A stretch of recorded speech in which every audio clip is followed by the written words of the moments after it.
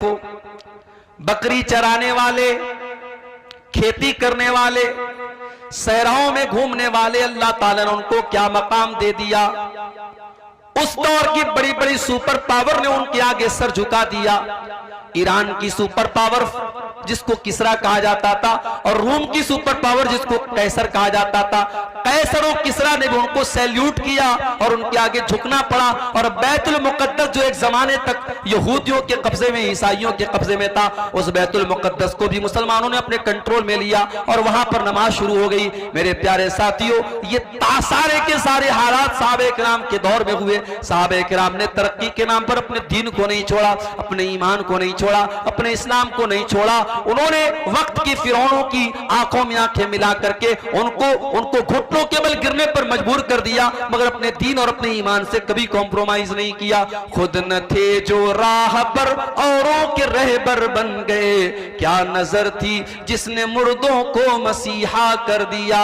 कल तक जो मुर्दा थे अल्लाह के प्यारे नबी ने उनको मसीहा बना दिया। मेरे प्यारे साथियों, आज हमें भी तरक्की करना है, हमें भी जमाने की आंखों से आंखें मिलाना है, मगर इस्लाम को छोड़ना नहीं है, ईमान को छोड़ना नहीं है, तौहीद को छोड़ना नहीं है। मेरे भाइयों, मैं चाहता हूं कि आपके बच्चे आईएएस ऑफिसर बने, मैं चाहता हूं आपके बच्चे वकील बने, मैं चाहता हूं आपके बच्चे जज बने, मगर याद रखो, मैं ये भी चाहता हूं आपका बेटा जब वकील बने तो उसके दिल में ईमान की मोहब्बत भी हो। जब वो अदालत में केस लड़ने जाए तो कोई झूठा केस न लड़े, वो सच्चाई के लिए लड़े। मैं चाहता हूं आपकी कौम का बेटा, हमारी कौम का बेटा जज की कुर्सी पर बैठे तो वो किसी ओहदे की लालच में गलत फैसला न कर दे, वो रिटायरमेंट के दिन, आखिरी दिन ऐसा फैसला करके पूरी कौम को मुसीबत में डाल करके अपने रिटायरमेंट का प्लान न बनाने लगे, बल्कि वो जज की कुर्सी पर बैठ करके इंसाफ का, जस्टिस का, न्याय का काम करे। मैं ये चाहता हूं मेरी कौम के बच्चे डॉक्टर बने, लेकिन डॉक्टर बनने का मकसद सिर्फ गरीबों का खून चूसना ना हो, उनकी जेब से पैसे निकालना ना हो, बल्कि उस डॉक्टर का काम कौम की खिदमत करना हो।